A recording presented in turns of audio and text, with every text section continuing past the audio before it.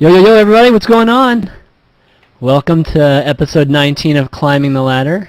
I'm your host, ChanmanV, and joining me, co-hosting with me as always, is John Clark, Executive Director of CSN, and Mark Faraz, CEO of Quantic Gaming, who's away from the keyboard right now, but he'll be joining us in just a second. But our guests today, we have two great guests. Randall Fitzgerald, a.k.a. Wombat, as all you guys know him, great League of Legends caster. And Mike Chapman, a.k.a. Curse Hawkeye, who's eSports manager of Curse Gaming. What's up, everybody? How's everybody doing? Good, very good. How are you? Good. Man, I'm really geeked, given that this is our first League of Legends, really League of Legends centric episode that we've done, because we've always been more StarCraft 2 based, since a lot of our core competencies have been StarCraft 2. But I've been wanting to do a League of Legends, at least a League of Legends episode, for a long time. So big thanks for you guys to coming on and coming in and having a great discussion about League of Legends here. Yeah, and what a perfect timing. I don't think we could have gotten. Pretty much, yeah. I think if we're going to talk about stuff, it's probably the best possible time.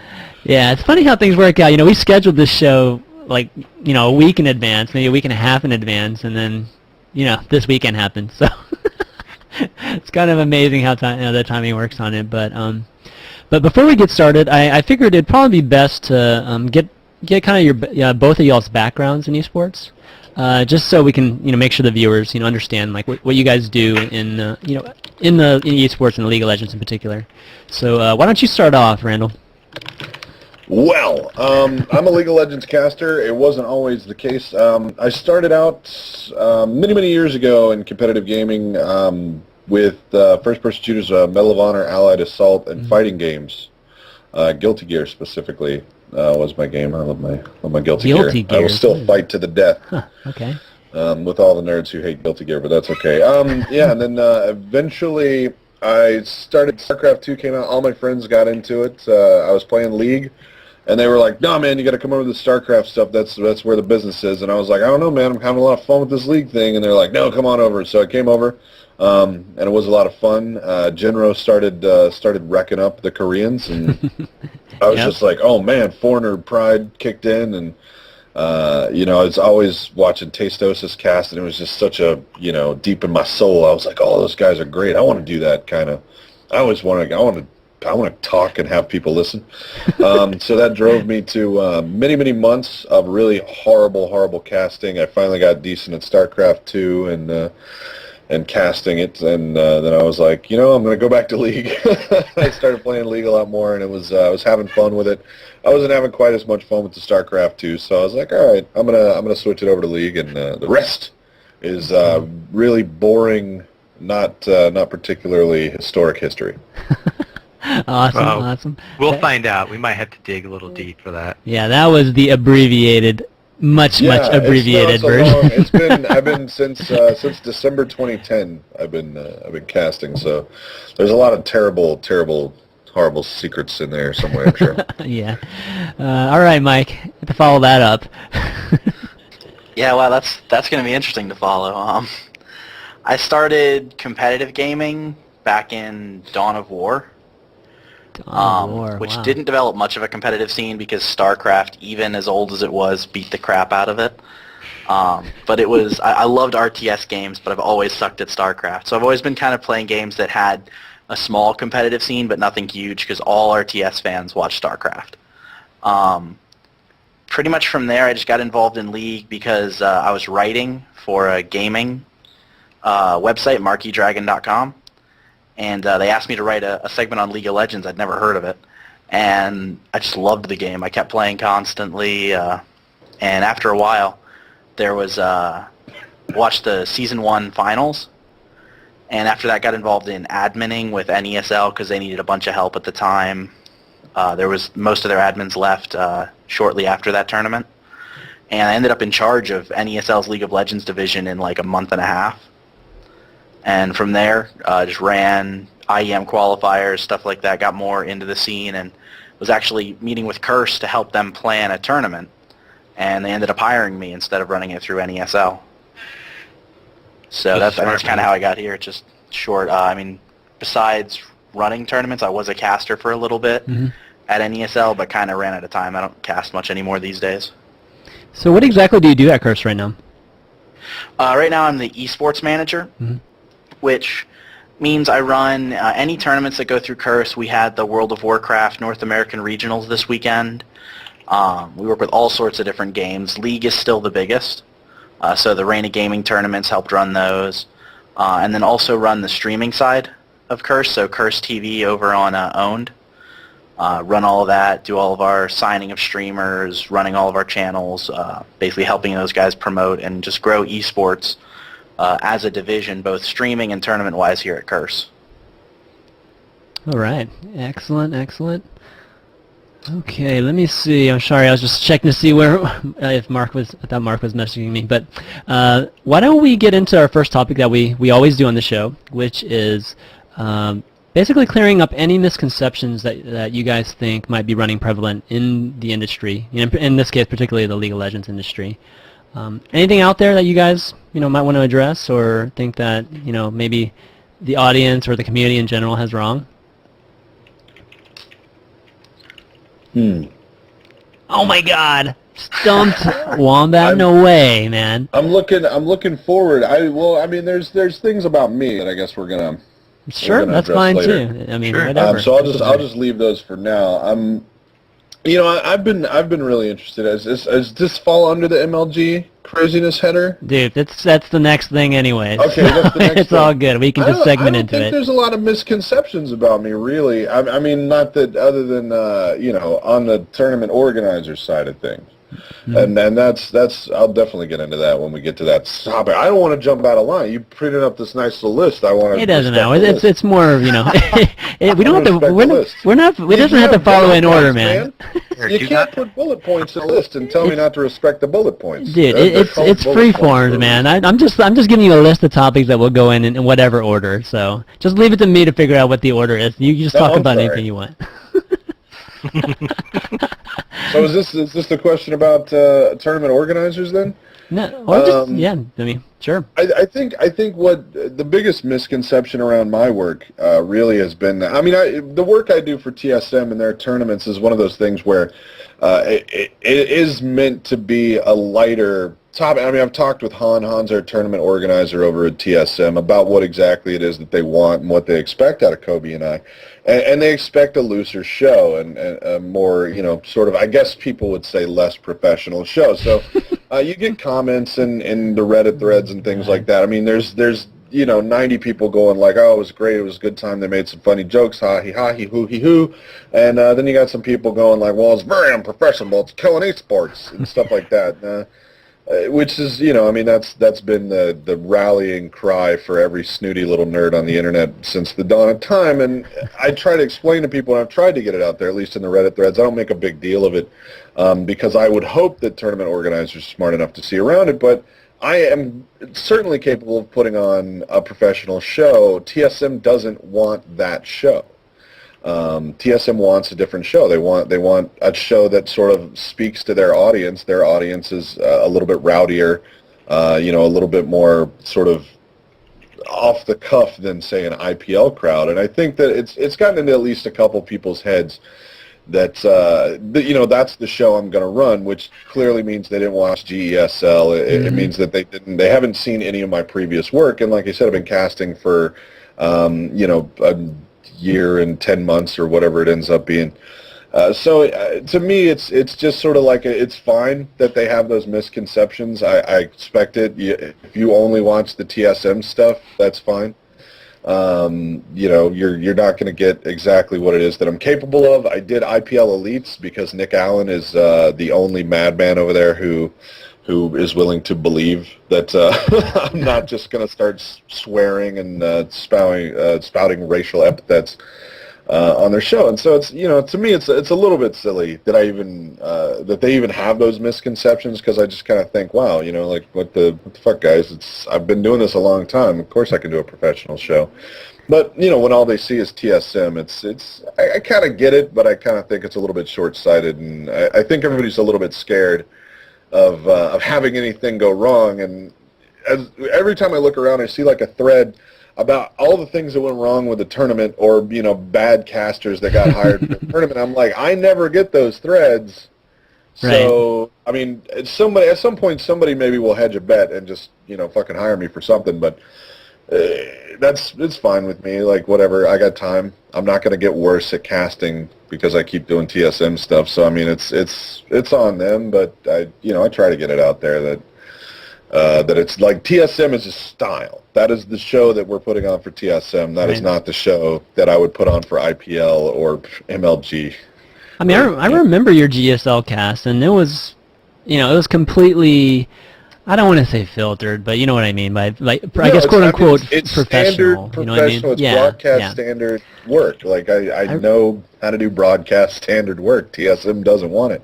Yeah. Exactly. Hey, do you think it's some of your looks? Come on, let's be honest. You got you have no hair on your head and a bunch of hair on your chin. You wear Teenage Mutant Ninja Turtle T-shirts. Now, about that, I asked no less than 3 different people in charge at GESL. I forgot my sport coat at home. I was going to bring it, and my home was 50 miles from the event. I told them, I was like, go pick up a thing from JCP. I know there's a mall near here. Just go get me a sport coat so I don't look like an ass, because these dudes are dressed up. And just go get one. Take it out of my pay for the weekend. I don't care. I just need one. I actually saw you on stream, and this was before you and I had talked before, but Skype, and then I saw you on stream.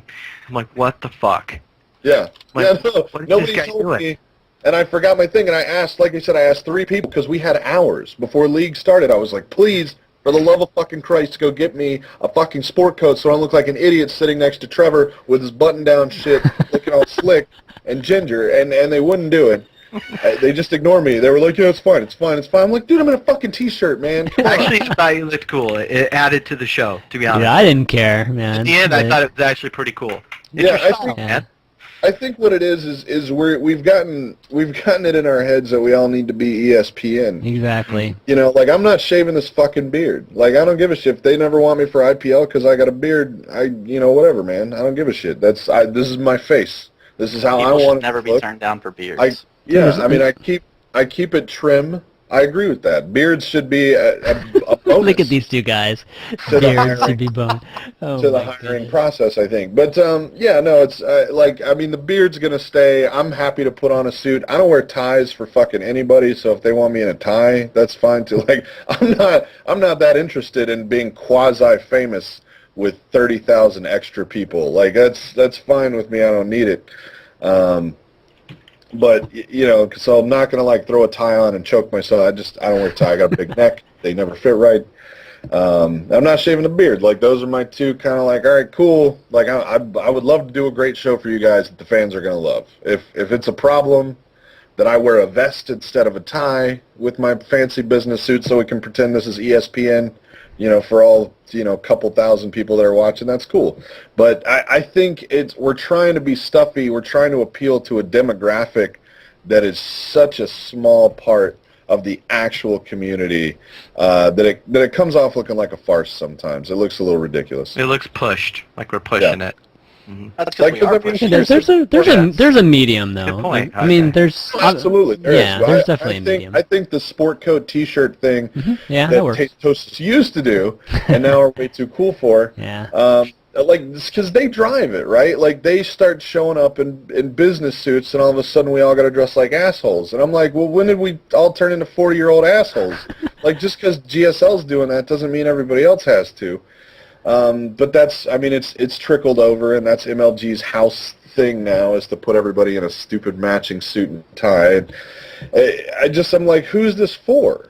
Like, my parents? My parents aren't watching this. Like, let's get some sponsored T-shirts or something decent looking, put a sport coat on over it, and act like we're not all, there's not a producer's thumb up our ass telling us that we need to get this on ESPN next week.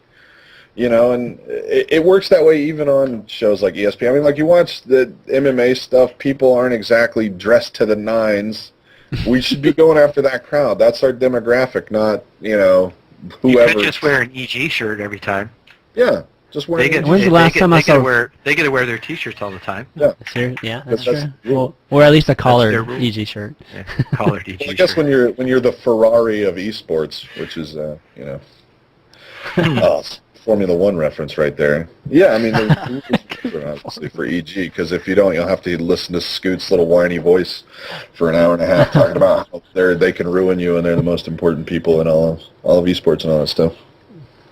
All Just right. a little bit. Oh man. Yes. Wow. They're never coming to League. I don't have to worry about this. Huh? All right, Mike. What you got?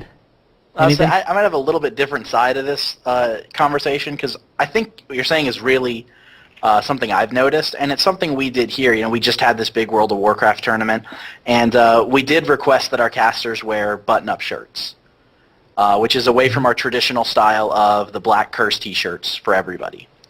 And while I don't think it's, got to be suit and tie and everything, I do understand at least a little bit kind of dressing up the casters. It's not for the audience. It's not for the stream viewers. It's not for anybody who's a current sponsor. We had Cooler Master for this World of Warcraft event. I don't think they were terribly concerned what our casters wore. But speaking as someone who's on kind of the business side of esports, when we're looking to kind of reach out in who we're looking at sponsor-wise, and we're not looking at those gaming companies, so we're not going after Razer or Alienware. We're maybe going after, I don't know, GM or some sort of company that's not a gaming company. Yeah. It gives us a little bit to say, hey, watch our stream. It's not just a bunch of kids goofing off. This is serious. This is business-like. And while I don't think we should ever be throwing casters into full suits, I understand kind of the break of having like a button-up shirt or something. It makes my job easier when I have to go talk to, or my marketing group has to go talk to a sponsor who's not, Razer or is not Alienware, because those guys don't care. That's what they wear themselves. But it does help us a little bit when we're dealing with those guys, because we want them sponsoring events. When those guys are sponsoring events, we can triple, quadruple what we can do when we have those kinds of companies backing us. Yeah. So there's a good medium between, Yep. not I going agree with overboard with that. professionalism and esports becoming marketable outside of gaming companies. And it does depend on the sort of event that you're running, the audience that you're catering to. I mean, if Brazer is sponsoring you, you can pretty much, wouldn't we all like to see Wombat just sitting there with like a Speedo on and nothing else, Yeah. No, I don't think Brazer would even want that, dude. It's No, really he's just a not Razer taking Speedo. I think it'd be the okay. Speedo off, dude. Oh my God. All right, so yeah, I mean, I think if you throw on a jacket on anybody, that's Yeah, you throwing look on a pretty- jacket is probably the medium we're talking about. That's all you what gotta do. screenwriters are wearing all over Hollywood. It's got to be working for somebody. Yeah. Button-up It's that, shirt it's that or thing where it t-shirt's says fine. I'm youthful, but I'd still have some self-respect, so I didn't start wearing the button-up shirts yet. Oh my God. All right, enough of this kind of light stuff. All right, let's Yeah. talk about MLG. Let's talk about the elephant in the room, which is MLG and all the craziness that happened this weekend. And I guess to update the one or two people that are watching that don't even know what the hell we're talking about, basically what happened in the grand finals of League of Legends in MLG this weekend is obviously Curse Gaming and Dignitas were in the finals. And the first game was ended up being played in an ARAM, which is all random, all mid format, which is unlike.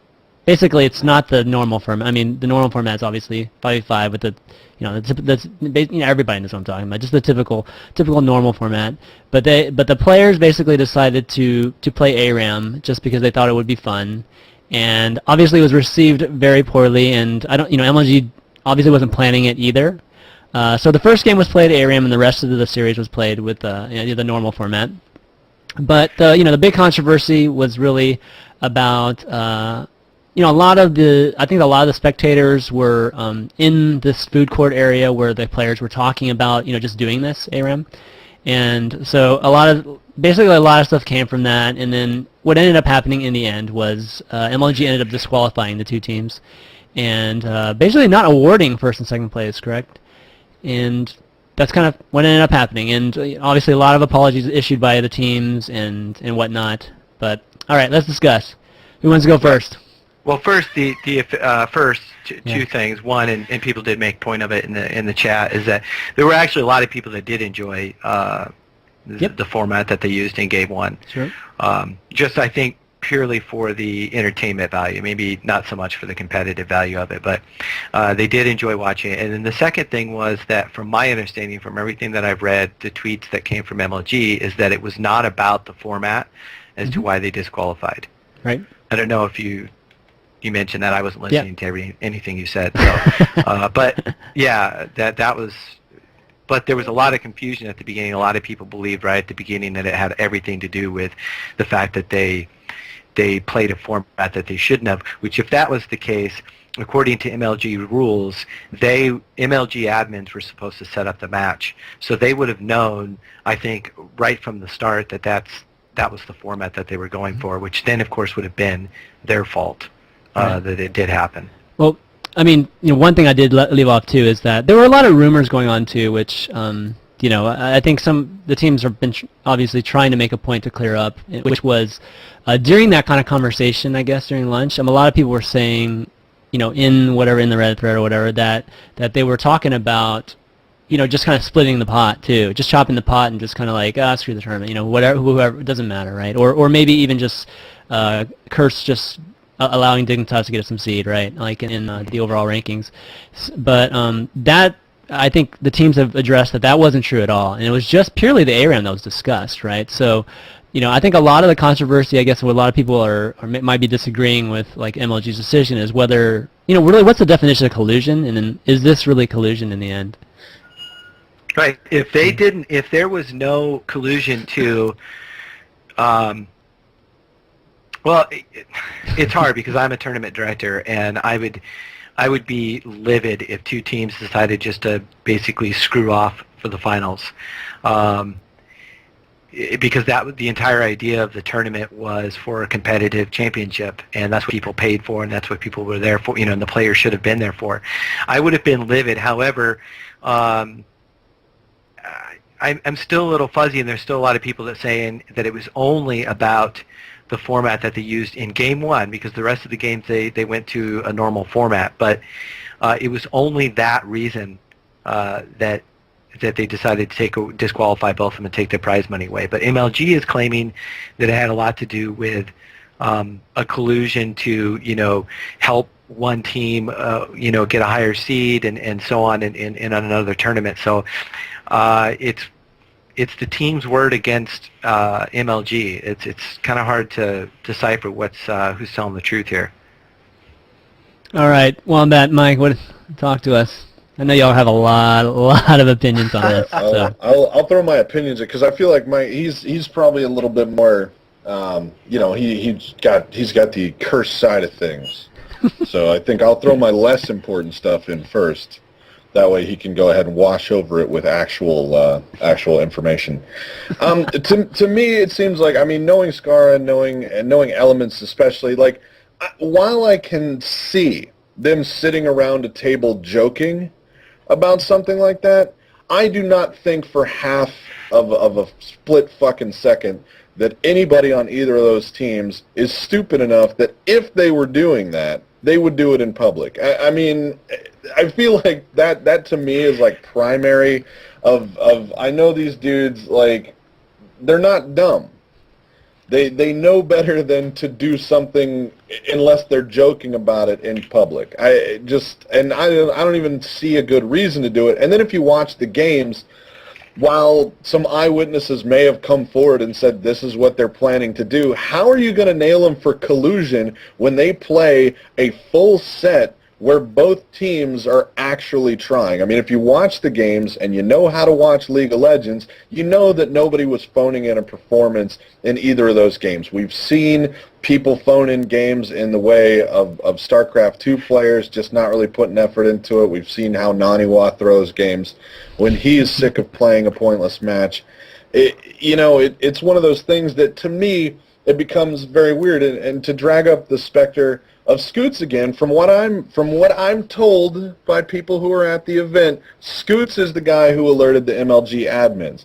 Which brings me to another point of contention for me that's a little bit weird. Wow. MLG says they knew about this after Game 1. They did not stop play, and the entire 5-game set was played to its completion, even though they knew that there may have been collusion, and if they had DQ'd them before the finals were played, that would have given the 3-4 slots, time to change things around, because they didn't award circuit points for the 3-4 slots. They just took the circuit points out. Like, they didn't give them extra points for 3, 4, 5, 6. They just took those first and second place points out completely. Well, they still awarded the prize money, which kudos to them. But it's weird to me that if you know after Game 1 that there's a very serious accusation on the field, you still let the 2 biggest name teams in your tournament keep playing a best of 5, regardless of how much ad money you're getting. You don't want those viewer numbers down so you can brag about them later. It's really convenient to me. Well, as a tournament admin, I would have yeah. stopped it immediately. Yeah. Absolutely. And I would hope that my admins were on top of things to notice something that was going on that just seemed out of place, especially if there were people, letting them know that, hey, this is what they talked about, this is what we heard them say. I would have kept my eyes wide open on that, and then immediately after you saw that they were playing, all random, all mid to begin with, I would have jumped in and said, all right, let's at least talk to the teams and figure out what the hell is going on. And that's not something they did. I mean, is it fair to say that, that delay could have been, as a tournament organizer, John, that delay investigating, right? Obviously Adam was saying, in his tweets were saying that, they took time to investigate, right? And that's probably the reason they let the series just go on, right? And made a decision afterwards. Having that dead time where you're investigating, which could have been like an hour, right? An hour or two. Obviously we've had tournaments where we waited longer than an hour to see the next match. But, is that what you would have done? You would have just had dead air for about, not dead air, as close to dead air as possible. I would have tried to make it under 20 minutes, and I would have pulled both teams aside, pulled them in the back behind the stage or something, and I would have talked to them. It's the same thing I had to do with TSM at the GESL. Sometimes you just have to go to the team and talk to them or both of them and say, listen, I don't care what you guys talked about. I don't care what rumors are flying around. But this tournament needs to be taken very seriously. This is a legitimate competition. There needs to be no funny business. That could have happened before the first game. My guess is they probably heard about this before the first game even happened. And that's at the point where they should have said something, and they should have done something. Now, as a tournament organizer in defense of MLG, I think they made the right decision if they believed that there was actual collusion going on, and it wasn't just because the first game was kind of a bogus fun game. And Hawkeye, the same question, regardless of the fact that you're cursed, what would you have done as a tournament director in that case? As a tournament director, even the ARAM was not okay with me, and it's not. Both as a tournament director who's experienced that before, had a team not take my tournament seriously, and as somebody at Curse who expects the very best of our team, that was not acceptable. It was not something we enjoyed seeing, and the team is very sorry for the way it acted. It was disrespectful to the league, to all of our fans, everyone who supported Curse getting as far as they have, because the team's come such a long way, even from back when I started working in LoL, and it was very disrespectful on that level. As far as the other accusations, if I were a tournament director and I'd heard about that stuff, you talk to your teams. It's something you have to get to the bottom of. It's obviously not something you can just let sit. I know our team's come out and publicly apologized for the ARAM and for not taking that first game with the Gravity Grand Finals of a tournament should be given. To be honest, I always feel bad when we talk about this because I didn't see the match.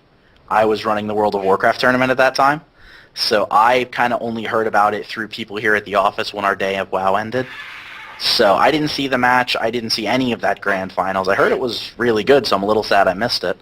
But I don't know what was going through their heads when they decided on the ARAM, and they've definitely come out in a couple of videos now and apologized.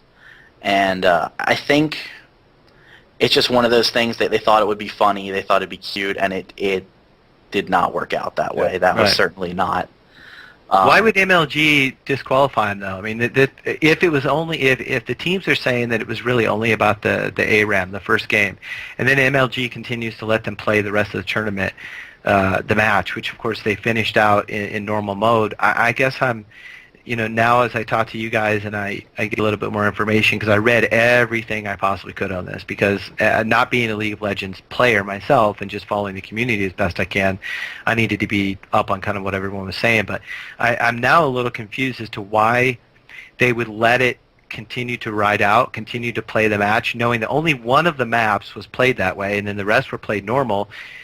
Why not just have them replay that first map if that was the issue? I guess I'm now a little confused as to why MLG did disqualify both teams. Yeah. Well, to me, it's also weird. Why did nobody, when they saw it was an ARAM at the start, why didn't they come pull the plug immediately? Like, why did they let them play an ARAM as the first match? Is that something that's...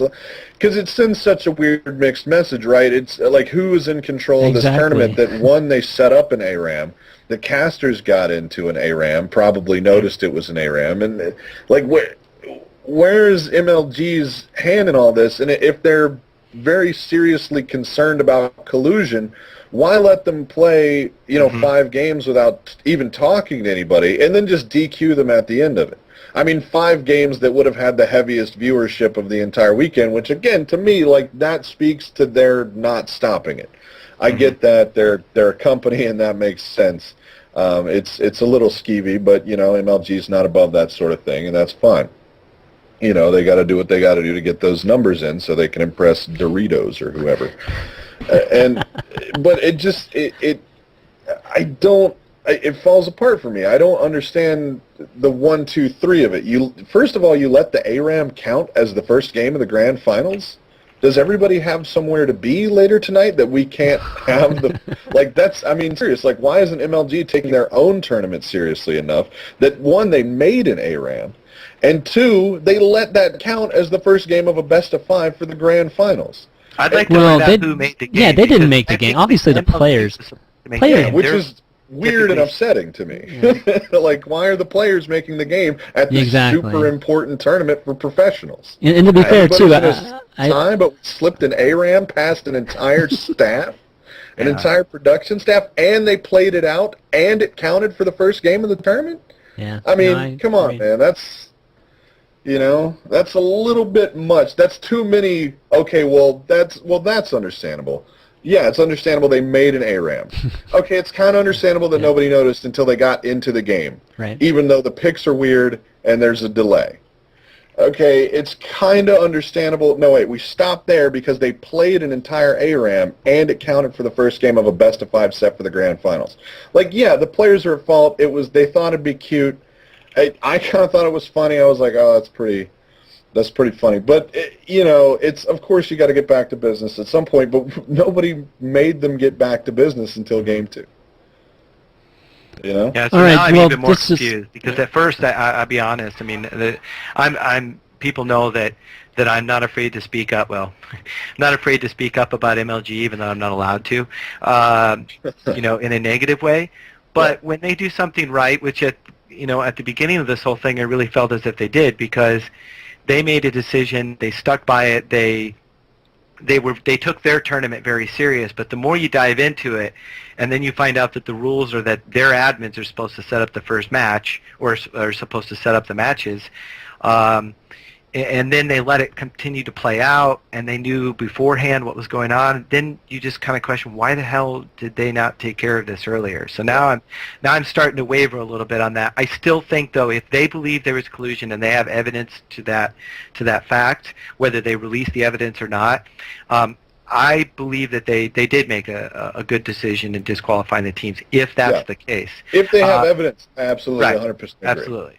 I agree that, I mean, splitting the prize money, it's, why even talk about that beforehand? But I could, that's the thing, knowing these guys, and I know that counts for crap, because people are certainly capable of doing things that you wouldn't believe. But to me, the way I see it is, those guys, I don't pin them as guys that are dumb enough to talk about this in public. I understand them wanting to blow off a little steam with an ARAM. They've got the regionals 4 days after. I mean, they got to be flying out to Seattle. I sort of get blown off some steam, and they probably were not taking that tournament super seriously after, the fact that basically the positions are more or less locked in for the regionals. I think Dignitas, if they had won, could have slid up in the bracket they could have. by a single spot, but they were at regionals. Yep. And honestly, the argument from most people has been Dignitas would have done better to win the finals, which they did not, as it would have given them an easier bracket at the regionals. Like, that's been the argument. I haven't looked at the brackets yet, so, I mean, that's sort of hearsay to me at the moment. But, the fact that the thing went to 5 games, the fact that there were no obvious throws one way or another, the fact that they were all playing for important objectives in the game very seriously, to me says that, I mean, at some point you have to look at the game that's being played and go, okay, people said they colluded. And maybe they were even joking about, hey, haha, we should totally split the prize money and just go, relax for the final 5 games, or final 3 games, really, if you want to throw. Because it's not unreasonable that one of these teams gets 3 good games in over the other. It didn't need to go to a 5-game set. I mean, at some point you got to hear the accusation of collusion and then look at what actually happens. If you believe that they conspired to split the prize money after, and you want to call that collusion, then that's fine, but they didn't actually throw any games. They didn't manipulate the rankings, and if they did it in such a believable way that I don't think anybody who was unaware of the sort of drama that was unfolding behind the scenes would have known that that was not a legitimate grand finals outside of the ARAM, which again I put squarely on the shoulders of MLG. So Mike, I mean, straight up, right?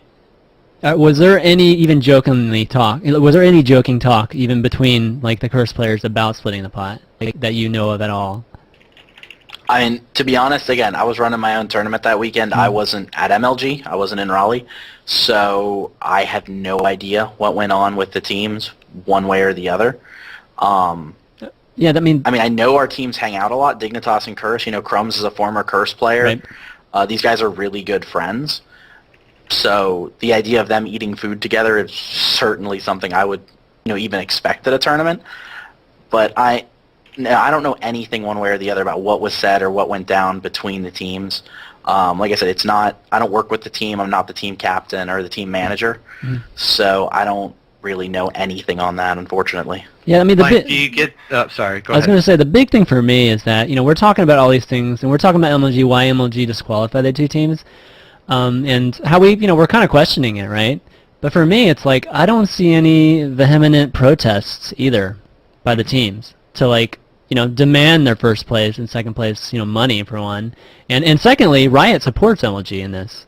So it makes me think that there's some legitimacy to this. Well, I think that's Riot by their very nature lending credence. It's, you don't stand next to your brother and he says something and you go against him. Right, and in this case, Riot has their name on absolutely everything. And if they turn their back on MLG, MLG is done with League completely. I mean, right? If MLG comes in there, if Riot goes, well, we don't have any proof of this, so we don't agree with MLG's decision, what do? Do you just say, oh, well, we're going to keep having League there, even though they've balled us out in front of everybody? I think that's, I think MLG is one of those, they always seem like they're one of those companies with enough pride to just be like, well, we're done with the League of Legends, because they think they're kingmakers over there. And in the StarCraft realm, in a lot of ways they are. In League, not so much. So, I mean, I can kind of see, I wouldn't expect Riot not to. If one of your partners that you trust comes to you and says, well, we've got proof, you don't even ask to see the proof, probably. You just go, good, okay, you guys did a thorough investigation? Understood. That's your decision. It's your tournament. Yeah. We're going to back your play. But Randall, speaking of that brings up an interesting question because, and this is something we discussed in the Skype channel that you and I are in. I don't know if you got into discussion about it, but who really made the decision? I hear people that are close to League of Legends that say, well, Riot makes the final decisions on all this. And so I'm just curious because I want to know who wears the pants in that relationship. I'll be completely honest, because and it doesn't matter. I'm not trying to start any sort of drama. I'm actually just really curious because if it's part of some sort of circuit, yes, Riot should have, kind of a say in maybe the format. They should have a say in some of the teams that are involved. But at the end of it, isn't it an MLG event? Did MLG really make that decision, or was it Riot? I mean, we're not really getting that information. I'm hearing two different stories from a lot of people, and I'm just wondering if you know, either of you, Mike or Randall, do you know, because it's a circuit event on an MLG at an MLG tournament, who really makes the call on those things? Well, based on what I know about how Riot sort of handles their stuff, they maintain a lot tighter control than Blizzard. So it is entirely possible that Riot was... I feel like MLG would have, held on to be like, well, we can DQ them from the tournament whether you like it or not. Mm-hmm. But I feel like Riot was definitely an active member in the process. Every tournament I've ever been at that Riot is an official sponsor of, they're very active in everything that's going on. They've got people monitoring stream quality. Like, they very much care about the quality product. So it's pretty much a guarantee. Well, we know there were Riot employees there. I'm sure they were in on every single step of the process. I feel like it was probably sort of a MLG handled looking into everything, since that's the channel through which, as I understand it, the complaints came in. People said, hey, man, these guys are doing sneaky stuff to MLG admins. So does Riot does Riot slap MLG in the back of the head and say, dude, what'd you let the ARAM happen for? Where were your admins on that one, dumbass? I think that's why they were so quick to move past the ARAM as a potential problem. I think MLG wanted to, everybody involved wanted to make it look like they were in control of the situation, and this was a bunch of cogent adults who were on top of things and definitely did not let, 10 kids slide an ARAM past them while they weren't looking on the main stage in soundproof booths with computers that they set up. So I think there's a little bit of like, we got to get this egg off our face and point it over here, because we don't want to talk about the ARAM. The ARAM is on us, so if we avoid the ARAM, we don't have to... Right, so there's more, there's a story to this, isn't there, that we're not hearing, isn't there? Yeah, so that's why, like, Mike, is Curse protesting this? I mean, it's... Well, the Curse team came out with an apology video, said they're sorry for the ARAM, right, but that the ARAM is the only issue. Right. I don't know what the Curse team is doing right now. I do know right now they're actually on their way to PAX for regionals. So I don't think they've really done anything else with it, because they pretty much got back and had to turn around and leave. They literally got back to their house like middle of the day yesterday and left this morning to go play at PAX. I don't know what the plans are as far as going forward after here. I do know we're still playing at PAX, and we're really excited about that tournament. So the guys... I say they run an ARAM in their first map of the first match. Yeah. At PAX, that'd be great. Team ARAM.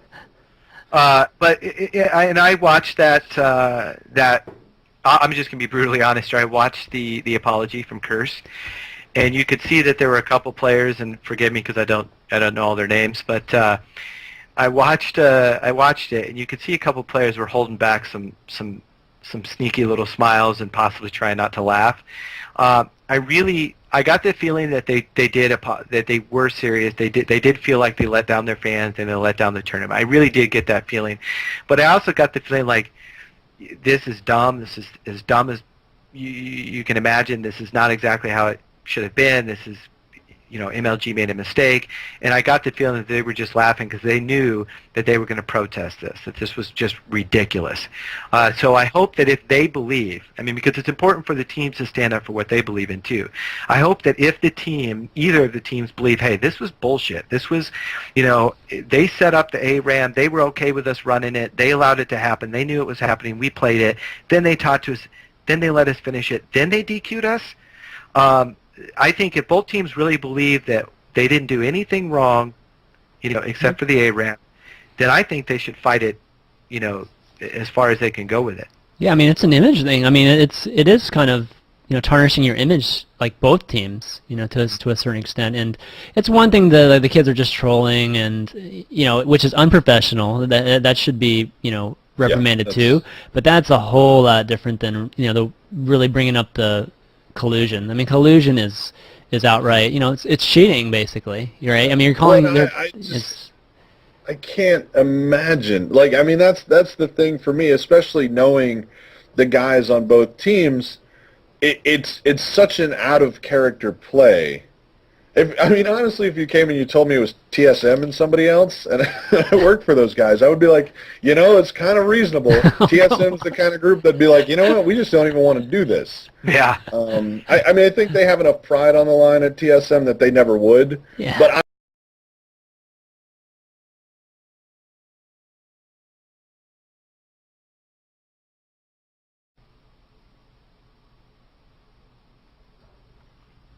Talking bad about TSN just for those people that are, I mean, if it is in the stream, but I wasn't talking bad about TSN. I was just saying that I know for a fact that they're not above just saying, fuck it, we're not going to play this match. We don't care about the money. Well, especially when circuit points are locked. I mean, that was part of it to me. Again, for me as a tournament director and somebody who really cares about structure, you need to change something about the structure then if teams are just able to say, fuck it, I don't care. That was my opinion of it. Like, just like when the whole Naniwa situation came. I know when Mark was going to be on here, I had a lot prepared for this because we went through that drama together. Or rather, he went through it very angrily, and I kind of sat and watched because I was their MOBA guy. But to me, it's kind of the same with Naniwa. Like, you're like, oh, well, it's his responsibility as a professional gamer to play those matches out no matter what. And I'm like, well, I agree with that in principle. But I also agree that it is the responsibility of a tournament to not have worthless matches. True, but it's going to happen, Wombat. Yeah, they'll happen every now and again, but I won't call any match at a tournament worthless. Yeah. That might be the difference, and I know there's people out there like, well, whatever, why play the match? Doesn't mean anything. No, it does mean something, because it legitimizes the tournament. It makes the competition real. I don't care who you are. I had to tell this to TSM at the GESL. They're like, well, why would we play this worthless match? We're already going to get first in our group, and even if we don't care. We're going to win this whole damn thing, which they did, of course. But backed it up. I said straight up, I said, listen, it's very important that you do this because this is about competition. People are here to watch you guys. People paid money. People are on stream to watch you guys play the best that you can, and not just say, F you tournament, we don't care. I mean, we're just here to get the money. We'll just wait till the finals. Just put us in the finals, kind of crap. And I agree with that. And one of the things that really tempers me, because I always try to see it from both sides. Like, from a tournament organizer point of view, that's completely legitimate. And for me as a caster, obviously I want the fans to have the best possible show, and having the best teams play is part of having the best possible show. Mm-hmm. But a lot of times, one of the problems that arises here is we're not dealing with a sort of Major League Baseball or NFL kind of world where these guys are salaried, and it literally is just their job to play. I mean, it's more like a poker world where it's kind of a minimum effort for maximum dollar situation for some players. It's not like that for everybody. And obviously the maximum team synergy would be, hey, let's get everybody who cares about just playing for pride to be pros. But that's not always what we're going to get. And until people are paid a salary where they're, super, super happy all the time to just play whatever it is that they need to do, and the more that they can start looking at themselves as, professional eSports athletes or whatever really stupid shithole term you want to throw on it, then you're going to have people who are like, oh, it's not my job to entertain, it's my job to make money playing this game. Well, and by doing so, then it means you're getting paid to compete. You're not getting paid to fuck around. Yeah. So when these players start to get paid a salary, in my opinion, if I was running a league, if I was at Riot and we were getting ready to set up this huge inclusive league where we're going to take the rights away from every other league and we're just going to run it ourselves and we're going to pay the players and so on, I would basically say, if you play in our tournament and we pay you to play, you're paid to be a professional and you're paid Absolutely. To compete, period. And I agree with it in that context. In the context of cash, prize money tournaments where there is no sort of underlying salary or anything like that, I understand it from the player point of view. I don't agree with it because I'm the sort of guy that stays late to cast games, whatever. Like if it's necessary, I'm there. I look at it like a job on the caster side of thing, and I almost never get paid by the hour. So it's one of those things where it's a certain manner of professionalism, and I think when you have the team leaders that are extremely professional at their best moments, you're kind of okay. I know there are guys that kind of get to the end of their ropes with things. I know TD was stretched very thin at GESL, and I know Snoopa at CLGEU is an extremely professional guy.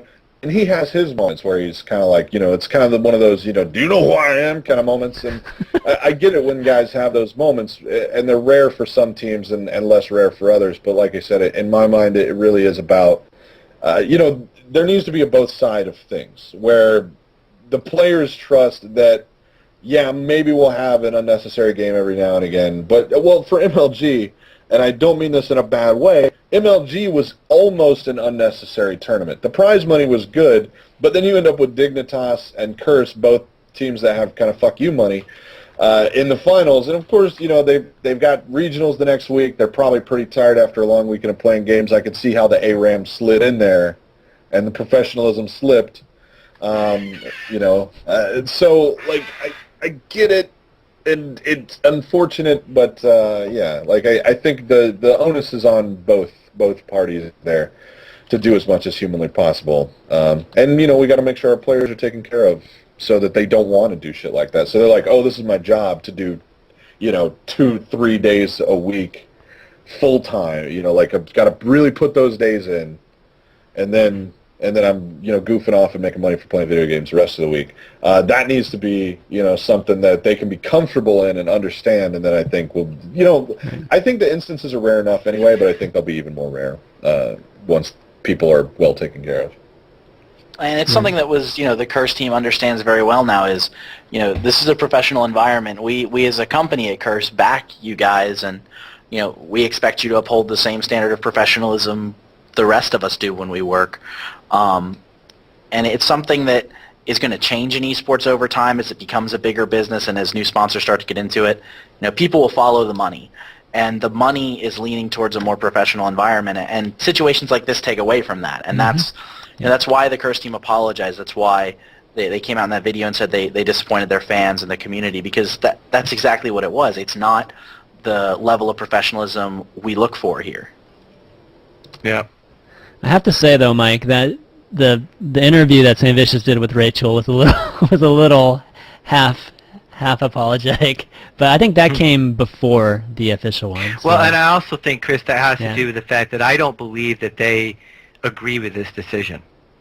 Yeah, I mean, they're apologizing to their fans for what appeared to be unprofessional, and I do think it was unprofessional to do that for the first game. But I don't think they're apologizing, as if they were colluding. I really think that they believe this was bullshit. Yeah, again, I'm not sure about that, but definitely this is definitely the growing pains of our growing industry, right? And I think a lot of people have talked about just how really comparing the SD2 industry versus the League of Legends industry, and how they kind of match up with each other from a maturity standpoint. And this is just an example. Like we were talking about Naniwa, right? The situation that was like a year ago, right? And maybe League's just a year behind. In this, just we have to go through these type of these scenarios. But one thing for sure is that the tournament organizers in general need to be, they just need to be more diligent about everything, right? We had IPL a few weeks ago, with a lot of things that even David Ting was saying that they were just too overconfident about, right? And they overlooked a lot of things. Same thing here, right? The admins overlooked I can totally see why, because who would ever change the game format, to ARAM, right? Who would ever do that? But still, it's your responsibility as tournament organizers to be diligent about that. I mean, that's what the admins do. I mean, that's like their job, right? Is to just double check everything, right? And set everything up. So, hopefully it's a lesson learned to everybody, and we can move forward, and hopefully this just doesn't happen again. Well, and I can feel for MLG. I mean, if I'd been running a tournament and someone ARAM'd into, in it, I'd be in for a few days of less than fun conversations with the people and sponsors that I work for. So I can certainly sympathize with them on that level. It just doesn't, as entertaining as people thought it was, and I'm sure some people thought it was fun, it's not what we want to see, and it's certainly not what we wanted to give MLG. as far as the competition goes. Yeah, people have to realize, and I know we always talk about it with sponsors and stuff, but it is a professional environment, right? It is, trolling the tournament. It's obviously when smaller tournaments it's not as big a deal, but when you're talking about big sponsors, I mean, these people don't take jokes when it comes to money, right? I mean, big money, you don't want things like that to happen. So, yeah, hopefully it won't in the future. Okay, But- people are asking us to move on. They're Yep. tired of hearing about it. Yeah, exactly. I am too every day. I think we've talked about it for plenty here. I'm tired of talking about it. Exactly. Since you touched on it for a second, the StarCraft 2 community versus League Yeah. community. Mhm. I think that I actually would be concerned if League tried to sort of move itself. I mean, not on a player side, I guess, but sort of a community expectation side of things towards where the StarCraft community is. It's become one of those places where people take very seriously anything that they think may hurt esports. And so we end up on one of those slippery slopes, like in the StarCraft 2 community, where everything becomes a witch hunt all the time. I think that has been the cost of maturity in the StarCraft 2 community as I have seen it. I think on the League side of things, there is less movement towards that just yet, but it is to me a concern because the StarCraft 2 community, like I said, it's the littlest crap sometimes that just sets off a rash of investigations into people's lives that is completely undue, and honestly, to me, like, if people come looking into my life, they're going to just find all the crap that I put out there, because I don't hide any of the crap, and people are going to drag it up like it's hidden. Like, people, like, every now and again on a League thing, people will post my real name in chat. They'll be like, his real name's Randall Fitzgerald. I'll be like, that's on every website with my username on it, stupid. It's on this overlay. Secret information. Yeah. It's literally on the screen right now. And to me, if League goes in that direction, I think it's bad. I think that the StarCraft 2 community's maturity is built on a backing of fear of exclusion, and I think that that's a bad sort of maturity to have, and I hope that we never end up there. I hope that if we manage to become professionals, we do it in a sort of naturalistic kind of way where everybody just realizes that this is a job and they're in it to do it to entertain the fans and to make a living for themselves doing something that is truly a privilege that people don't deserve, that they should have to earn. And honestly, I think pro players earn it with the time that they put in the skill. And I don't want it to turn into a sort of community where maturity means everything is bad that is a little bit fun. Everything that could be construed as a little bit offensive to one housewife in the fucking middle of the country is, Hey, I awful, live in the and middle we of get the to country. start there. Back off. Hey, man, I can't help where your wagon broke down. He's a housewife, too. That's LA. Do you think that there? I mean, and I have heard there are people stepping away. I mean, you and I are both on a very large channel. A lot of people, and there was a lot of StarCraft 2 buzz maybe 6 months ago, right? Maybe longer than that. And it just seems that I hear every once in a while someone type in the channel, boy, I haven't followed StarCraft 2 in 4 months. What's going on? I got out of it because of all the drama. Do you think that the StarCraft 2 community is moving too quickly and trying to be too big and trying to do too much and trying to be too professional, where all of these witch hunts happen and everyone's just trying to find a reason to get somebody out of the community? It's actually turning people off to the community.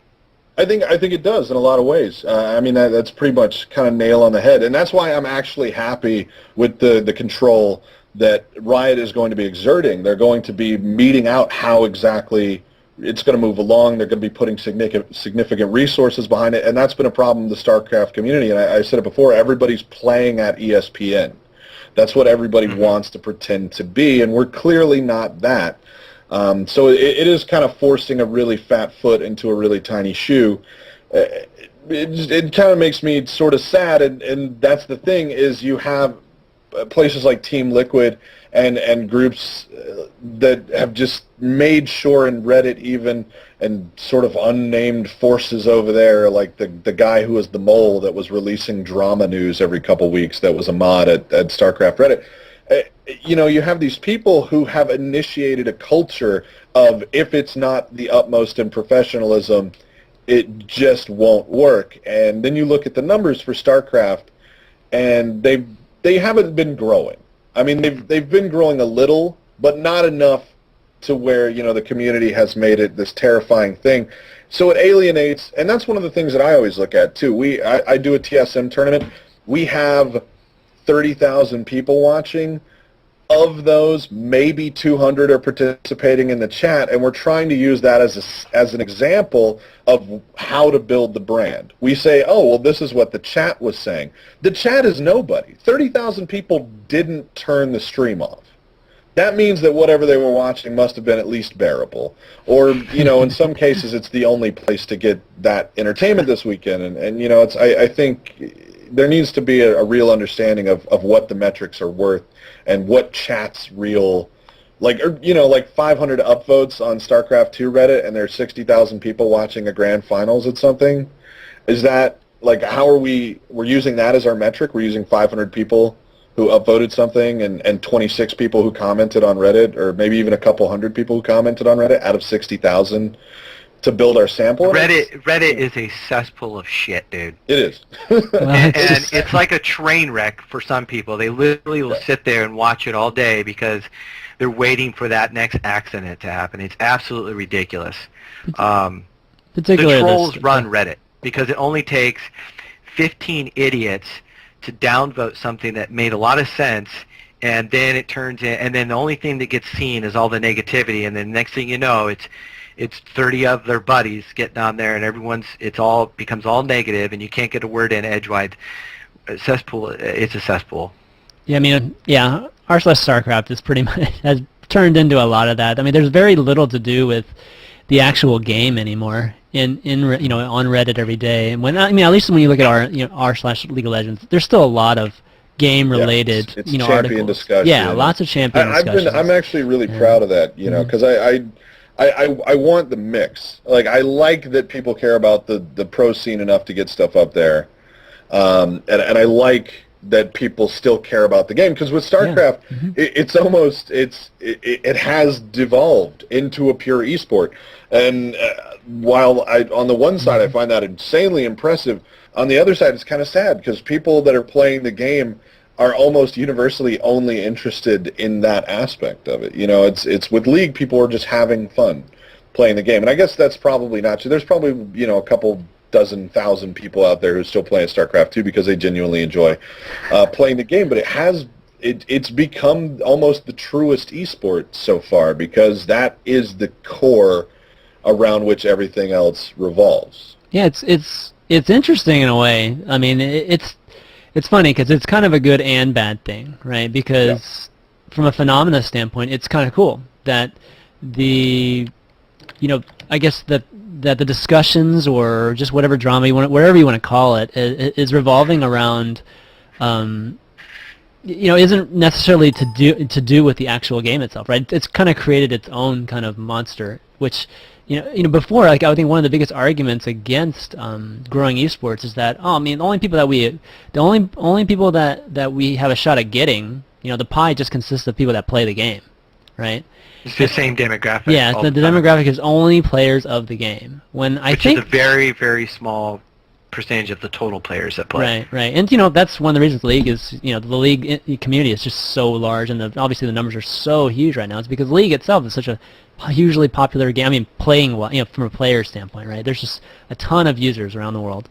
With StarCraft, it's much, much smaller now, right? And it's smaller than it's ever been, yet the viewership and probably the following in r/StarCraft is probably bigger than it's ever been, right? So that kind of trend is at least that phenomena at least is saying that StarCraft is becoming more than just about being a player, right? I mean, there's actually people that watch it that don't play it anymore. So. Well, like I said, I'm actually impressed by it. I use the word devolved to mean that, like, not in a bad way, but it's been boiled down, I guess is what I could say. It's no longer a game that people are playing thinking, "Ooh, this is a fun video game. I'm going to play it."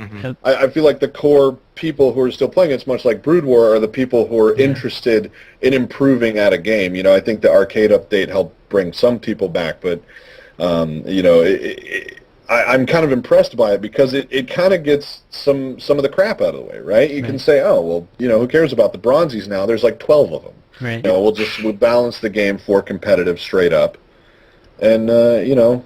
Here's hoping that's sort of the way that they go with it, and they just embrace it. You know, I mean, they've already said that they build it from the ground up to be an e-sport, and with the Brood War legacy in mind. So I hope that they continue that direction. And honestly, there's some things with League that I almost wonder if it wouldn't do horribly. You know, because you got to keep fun in the game, and that's one of those things that if you start looking at just straight up strict esports kit, like what is going to function in a balanced and usable way, then you end up with everybody with kind of a samey kit, you know, for all the champions and stuff like that. So yeah. I mean, you know what? There's nothing really wrong with the ARAM as like a separate event in itself. You know what I mean? That'd be kind of interesting too. But anyways, let's get on to some of the other topics too, so we can get through some because Q&A is going to start here soon. Let's just see. How about this? What's the current market for League of Legends casters right now, Wombat? Like, you know, obviously with StarCraft 2, there was the casters were easily making. You know, obviously there's not as many casters as players, but the casters themselves, I'd say, were making a lot more, on average, than the top casters at least. Were making, you know, quite a bit of money, right? Is that the same in League of Legends right now? Are the top casters making a pretty good amount per tournament? Yeah, I think it's decent. I don't know if it's quite livable money yet, but we're getting there. Because I think there's a little bit more money rolling around in League, especially here at the early stages, than was at StarCraft at the time that I was in it. It was slow in the beginning, but it's come on really in the last 6 months or so. People have started to realize the necessity of a good caster, and I mean you've seen it. I think the market's starting to fill up. So if there's any kids out there wanting to get good, they need to start now. Because you've got guys like Pluto and Quickshot, and dudes like that, and Demand, and you know, obviously Riot wants to hire in as many as they can, but it's one of those things that it's filling up quickly with quality talent, and you know, there's still some slots that I consider a little bit, you know, questionable. There's some guys that are getting work that, well, that shall remain nameless, that you know, it's shall remain nameless. Okay. So you're going to get a huge opportunity at MLG real soon, right? Yeah, any day now. MLG is just going to call me up. They're going to be like, "Listen, Sunny D was talking about you. We want to bring you in." That's what I call him. That's what I call him. We're very close. Me and him and JP. Anytime I'm feeling like I can't get to sleep, I get JP to come in, cast some StarCraft 2 for me. Bam. Like a light. Oh man, come on, dude. We're gonna have JP here in a couple weeks. That's not cool. Man. But yeah, no, it's filling up quick. So people are gonna have to, you know, if you wanna make moves, you're gonna have to be fucking way smarter than me. I don't ask for work. I don't even know how the hell I did this. People recommended me for stuff, and I got a little bit lucky. You have a great voice, and you have an awesome beard. I think the beard is mostly it. I intimidate people into giving me work. So that goes. You know, that might be it though, because when I was planning the Rainy Gaming event, I didn't bring you in as a caster, and man, did I hear about that! Like, I didn't know who you were at the time. Oh, no, it was an unfortunate thing, and I the had story of here, my life. Why is Wombat not here? What's your problem? Like, who's Wombat? I was so confused. I was angry too. I really wanted to do that curse. I was messaging fucking Steve. I was like, dude, wait, you need Wombat for your tournament for casting, and then I find out that every other asshole caster did the same shit, and I felt bad for Liquid Neck. I got a bunch of messages, but it was all people I already knew, and we had Pluto locked in. Yeah, we were Pluto's a solid guy. Yeah, Pluto's well, good. he was my co-caster at NESL, so like I knew him. Yeah, there were a couple like little gems that came out of NESL, and I'm glad they escaped out into the real casting world, because it was, I gaming organizations? Is that what you really meant to say? Yeah. they went out to places that are a fucking joke. Yeah. I refuse. I'm not even going to be like, I'm just kidding. No, like, NESL is an embarrassment, and somebody needs to fix it. Like, I want NESL to be good, but it's just, it's depressing. It is depressing. Yeah. You gonna say something, John? No, because I would get myself into big trouble. I'm not gonna. That's why I'm not attached to any organization. So That's what I was gonna ask you next, actually. That's the next question. Yeah, go for it, Chris. No, I was just gonna ask him if he was ever considered joining an organization, and I've actually avoided it on purpose because I find that I mean, well, for one, people start associating you with that. I know Clutch had a lot of trouble trying to get hosting gigs because everybody thinks he's an MLG guy. So I've kind of wanted to, make sure that I stayed away from that territory. And I'm not a guy to toe the line if something goes wrong. And I felt like if I'm going to be putting TSM or Curse or whatever tag in front of my name, I have a responsibility to them first and foremost. And I'm just really shit at that. I'm really bad. Like, if I firmly believe somebody's in the right, I will say they're in the right. I have no problem with that. But if it's one of those things where it's kind of like, well, Curse is doing an amateur tournament this weekend, so you can't do IPL. I mean, I'm sorry, Mike. I'm not. Just using you as an example. No. Thanks for that. Over there. But it's one of those things where I want to be like, well, no, IPL's way better for my career. And I don't want to be on the outs with anybody. So if I'm never, ignoring all the horrible shit that I say in the course of a given day, I'm on the outs with a lot of people. But, I stick tight to my league homies. I'll talk shit about everybody else all day. Like Toby Wan, the shit I could say about that little fuck. Oh, boy. I stopped myself. It's cool. I didn't swear about him. But, yeah. Yeah, but you've been swearing the whole damn time. We said we can swear on this. Oh my god! And I don't want the other two nerds coming over here being like, boo, boo, boo, pay to win, and I have to make them look bad. So what a joke that fucker is. But yeah, no, it's I've just avoided jumping in with anybody because I always I'm just terrified to throw my lot in with somebody, and two, nobody's ever asked. Like, I don't ask to be somebody's That's caster. not true. That's bullshit. Who did I ask to what? CSN has asked you several times to just... No.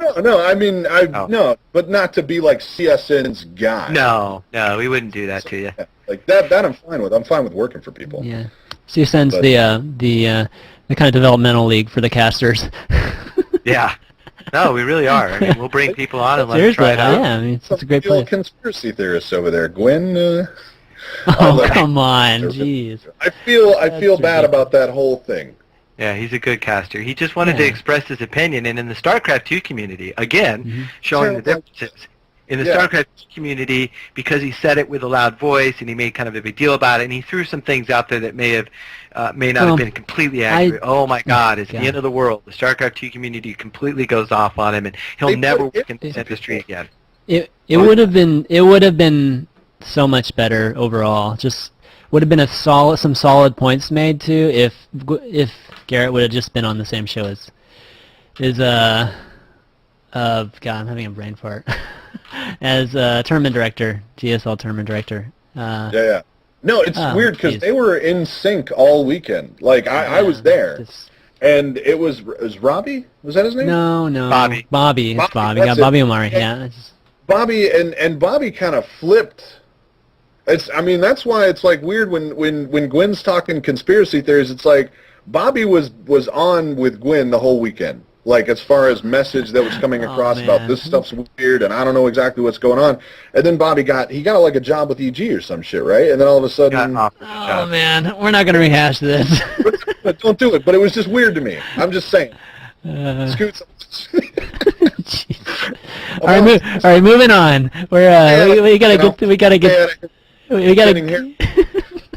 We gotta get some curse action or curse news here.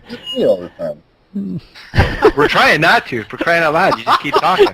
Shut the hell up. No, just kidding. Fucking big mouth asshole on your show.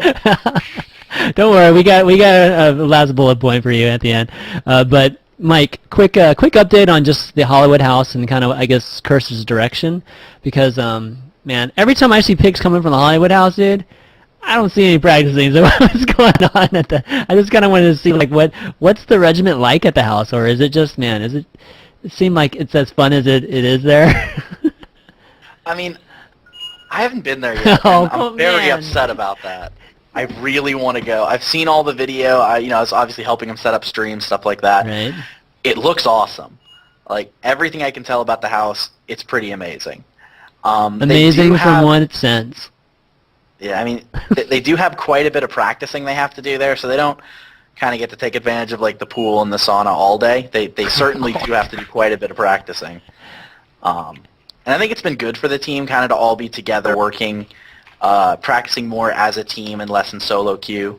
I think the house has helped them a lot. More than just the image, kind of the idea of getting a gaming house, because that's certainly big in League of Legends. It's kind of becoming the thing that big teams do. But beyond just the image stuff, I think it's really helped their performance and their play. I feel like they're a much better team and a much better group of people as far as working together since they've gotten into the house and since they've been Who the hell there. wouldn't get together better when you have freaking sauna and a whirlpool and a tool and a pool table and a Are you pool? kidding? I would get way worse at video games if I had all that stuff. No, Like, but I mean, yeah, I certainly I have to buy a there's- computer and a bed. That's the only reason I can play games. They're sending over the French prostitutes, man. They got Yeah. it's, got the setup there. I have the inside info. Jackie was telling me about it. Boy, okay, let's let Mike tell us. Jackie Right. doing anything but reading books and playing League. Where's my over He's the 18 biggest debaucher. over 18 button? I'm gonna need to start using now. No, but okay, well, cool. So I mean, I remember you mentioning something about like, are the Curse guys practicing a lot with the CLG guys at the house, or no? I thought you mentioned that one day when I was talking to you, which I thought was kind of interesting. No, the Curse guys practice. I mean, if there's any team that Curse is probably closest to as far as practicing right now, I haven't watched their scrims in a few weeks, but for a long time it was a team called No Fear, which I think is actually split up now into a couple of different teams. Oh, okay. But they don't really work. I haven't seen them scrimming a lot of other pro teams, and part of that's because everybody's schedules these days are ridiculous. Yeah. Like, I try to put together our King of the Hill every week, and it's a nightmare. There's just every team has so many events to go to and so many things to do that I think a lot of teams are finding scrimming partners and training partners that aren't in the pro scene, which, I mean, I think that can only help the league community. It can only help these other teams get better. But, yeah, I haven't seen Curse work a lot with any non-Curse team. We do have Salsi in the house from TSM Evo, but I don't think they scrim a whole lot. Yeah, I mean, I think scrimming. I'm not sure.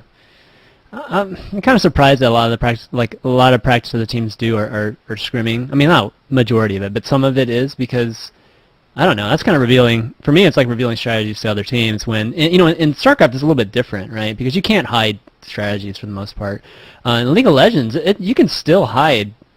Team strategy and that sort of thing. So I've always thought that A and B team were the best way to practice, and B team can set up whatever scenario. You can switch up styles, whatever, right, to help A team. But yeah, it's kind of interesting. Well, I think that's why a lot of these teams have people they scrim who they're not going to see at these tournaments. Oh, I see. The players who are friends with the team. Like, I know we've scrimmed Poe Belter's team because he's still really good friends with all the guys. Yeah. Only Jaximus and some of his teams he's played with. Just because those guys, we're not going to run into them at a tournament then, but they're still very high-level players. They know what they're doing. Right. I think we're going to see more of that, at least for organizations that don't have B teams, because you are going to see teams coming up with crazier things, wanting to give away less and less of that. Especially, I think, after Season 3 Finals, we'll see a ton of it, because every team is going to see the other metas. We're going to see the Asian meta and the European meta come in, and all the teams are going to try to find the best hybrid of that, and they're not going to want to let anyone else see it once they think they figured it out. Right. So what's the direction of Curse? More teams, Well, more players. I mean, what? Right now, the direction of the gaming house, we're really excited to have it. We're kind of seeing how it goes, getting the teams in there. We still haven't had the League of Legends team in the house for a good amount of time because they keep leaving for tournaments. So I think after PAX, when we have a little bit of a break before the next big LAN, we'll see a lot of new things develop at the house. Getting more streams, more of a schedule, which I'm really excited for. Curse as a company, in esports, we're just trying to continue to expand what we do. Working with more games. We had World of Warcraft this weekend. We had a Tribes tournament a few weeks ago.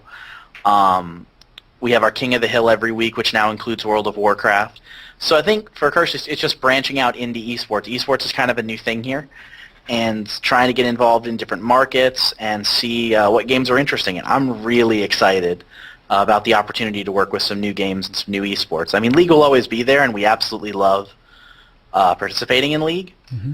But it's going to be great to kind of find some other games and some other markets that are interesting. Good to hear, Mike, because you've got my Skype information. So, oh God, we ran stuff with Curse before, actually. Yeah, we did we've worked Play with Mike Legends before. tournament. Yeah, we did the Play Legends stuff, and it went really well. Just to kind of give my impression of what we dealt with Curse is that, like Mike said, they are very much about branching out into kind of a broader spectrum of esports, not just being a team, not just being a community, but they're looking to run tournaments, and that's why they brought Mike in. I know, he's a tournament guy, and so they actually provided the prize money for our first Play Legends Cup series, which was really good. It was and they gave us quite a bit of support, put us on their website, things like that. So it was a good partnership, good relationship, and it does show that Curse is trying to get out past just being a community and a team. So that was good. Yeah, and we love our team. We love being a part of the League community, but like I said, I don't actually work with the team. I'm not the team manager. So what I do at Curse in Esports is the tournaments and working with the other games, and I'm really excited to see that grow. Not just because it's my job, but just in general to see the kind of impact we can make in the esports community. Right. Awesome. Okay, last topic, guys, before we I guess transition into Q&A. And before we do that, viewers, if you want to participate in Q&A, we're going to be the way we're going to do it is you add me on Skype. My Skype ID is ChanmanV, and what we'll do, or what I'll do, is I'll bring you in on the call, and then you can ask Mike or Wombat or John or myself any questions you have. I guess Mark's just not going to make it today. I guess he had a phone call that lasted I guess the whole show, but he didn't want to deal with Wombat. Exactly, No. I think so. He's avoiding your ass, man. No, I was going to be like, what's up with 9-1, man? Oh, God. When you guys get in the League team? God, freaking Wombat coming and rehashing all these episodes we've already had. I'll be like, hey man, you don't gotta be like EG. You could get a League team. Exactly. Be successful, That's all I want. All right, last question. Respect. So Riot, Season 3. There's been a lot of talk's been going around as to what they're going to be doing. So I know you guys can't say there's a lot of things you can't say, but what can you say, I guess, about what you've heard about, I guess, teams and potentially content and that sort of thing? You go first, because people are sick of hearing me talk. The good thing is if I go first, I can go get lunch or something while you go, Yeah. and then still be back for Q&A. Exactly. Oh, we've only got 30 minutes left of the show, so. So far, from what I've seen from Riot, from their postings and stuff, Season 3 looks amazing. It's such a cool idea. There's, a little bit of a downside. I'm going to miss running huge league tournaments with, the top 16 teams in the world, since I don't know how much of that we'll get to do once Riot's league is going on. But it's just so neat. It gives players such a great opportunity to participate in what is essentially a professional sports league. Riot usually does a very good job running this stuff, so it should all work pretty well. And yeah, I know all the first players are. Yeah. Does it scare you? Because you just said you don't know what it's going to do for your ability to run tournaments, which maybe for you, because you have a lot of other games that you can get into and you're getting paid by Curse and so on, that may not be that big of a deal. But does it scare you a little bit that there's going to be a developer that's saying, we're going to have complete control here, and it's possible, this is just the rumblings, of course, it's possible that they're going to control so much of it that there's not going to be a lot for everyone else to do. They're just not going to be able to do it without maybe paying a fee or something like that. Does it bother you a little bit that that they're going in that direction? I mean, there's certainly a concern there. I don't know how that's going to pan out for all the tournament companies, what we will and won't still be able to do.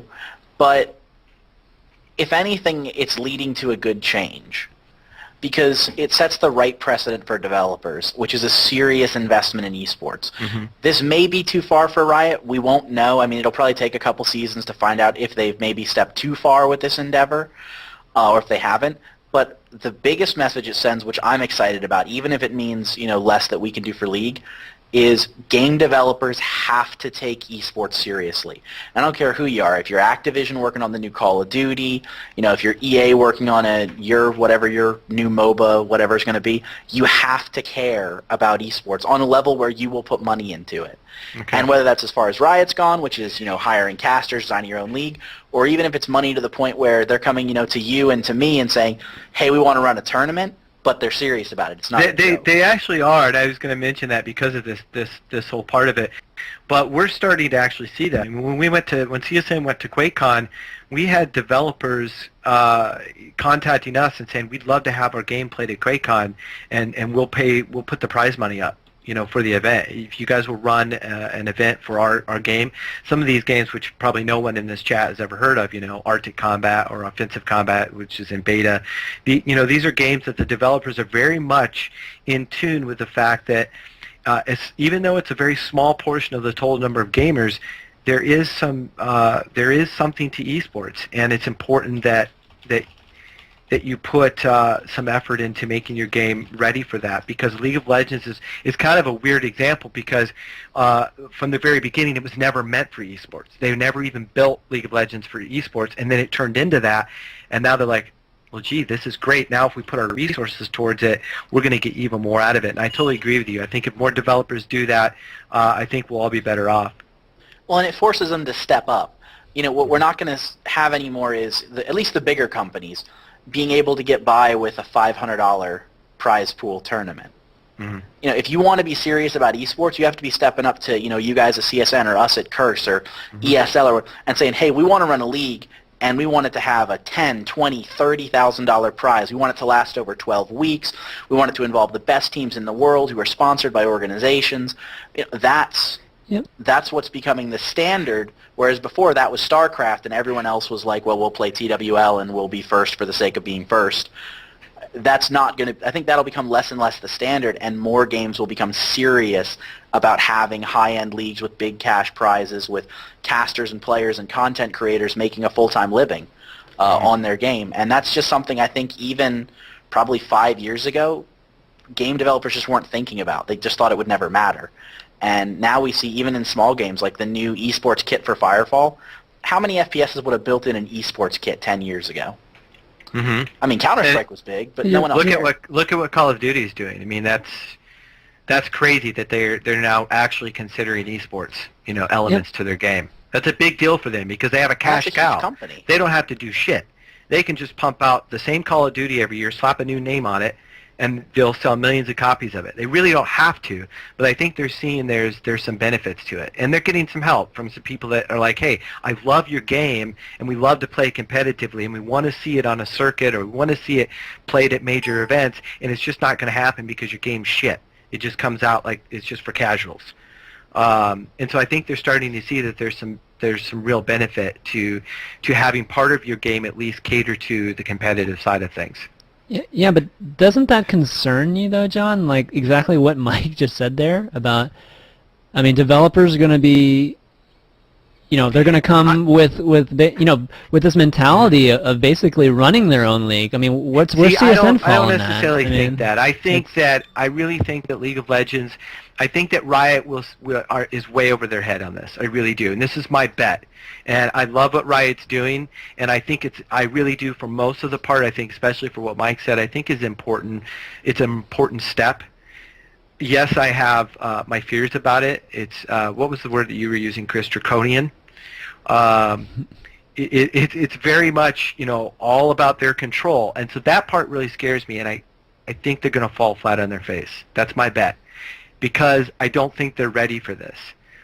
Mike and I, we're the guys that work on the back end, right? People don't know really who we are, but we're what makes the event run smoothly, right? And make sure things get, and I just don't even think they're ready for this. They weren't ready for eSports. It took them a long time to get a spectator mode in it.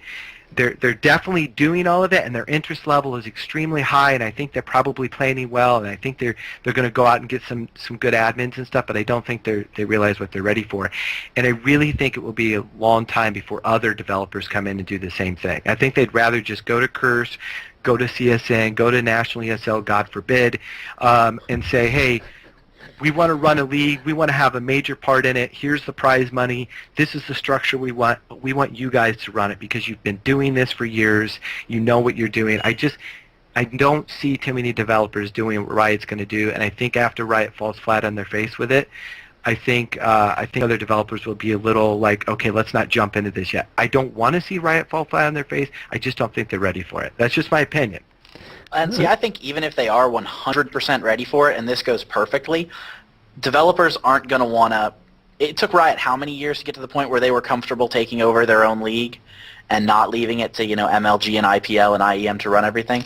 It took them a long time, even with an incredibly successful cash cow of a game.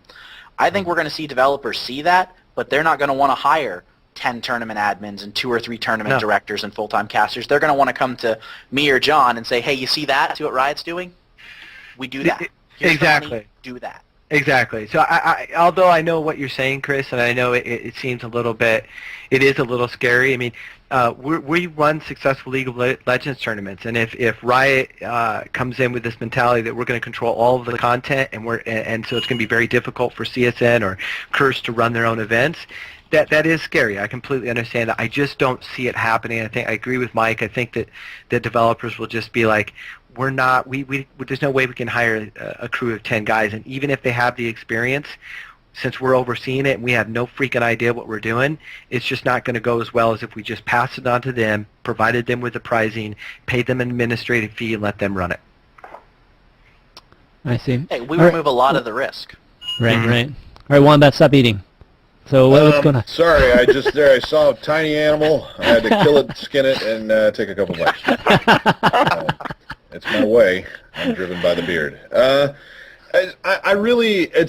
of a dual nature about the movement. I think that on the heels of just regular complaints about the quality of tournaments, I think it makes a lot of sense for Riot in this case, considering the amount of money they have, to invest in a league of their own, if they can do it better. If they come out and we spend the first half of season 1 mired in just problems and nobody can create content that competes with it, I think we've moved in a negative direction overall. But I think that the sort of unstated reality behind it is that they want to start putting real production value and making this a real thing. Why don't they demand that when they pay MLG $200,000 to be on the circuit? Why didn't they demand that? I mean, you can demand that, but then if they don't deliver, you're out $200,000. No, I totally agree. But it's a little bit on it's a little bit on League of Legends, and it's a little bit on Riot, I think. No, I agree with that. They want shit to run better. And they do better than any developer out there as far as putting support into tournament organizers. Yeah. They really do. They've always supported CSM when we've ran an event. Very, very happy working with them. They're good people over there, and they're very serious about putting money into esports. But if this is about, we want to do it because we think we can do it better and we can control the content, okay, I understand that part, if you can control all of it. But why not demand better from other people? And I think even if they did, I think they're missing the fact that a lot of the reasons that there's been problems with League of Legends events is because of their own game. I mean, how many times has a patch been, this has been a GSL, patch just comes out on the middle of the championship Sunday. Yeah, like the only Saturday patch in the history of time. Yeah. So it's ridiculous. Why does this happen, Or the spectator client just has a huge bug in it and dies. So, when I talked to Sundance once in my lifetime, and it was a matter of 2-minute conversation, and it was the first League of Legends that was at an MLG last year, and I said, so what do you think? How's League of Legends looking? He goes, I don't think we'll work with them again. this is a quote from him. This is no joke. Yeah. And I said, why is that? He said, it's just too many problems with the game. The game is just not ready for esports. So I think when Riot says, well, we want better production value, I think they need to look at their game first a little bit and find ways more stable. I'll be the first to agree with that 100%. I really, the game is not, I mean, especially when you look at Dota 2's client. It is like the League client in comparison is an abomination. And as a guy who has been doing programming development for his entire life, I'm aghast at most of the things that go wrong in League. I think that they're very responsible as far as balancing the champion load that they have. They do a pretty good job keeping everybody in a reasonable spot. The breadth of champions that are played competitively is very impressive, but I agree with you 100%. It's too janky as it sits, and Valve has done it better, which is, I mean, it's a testament to Valve, really, in that case, their UI people and their engine integration people and all that kind of stuff, that they've done such a great job.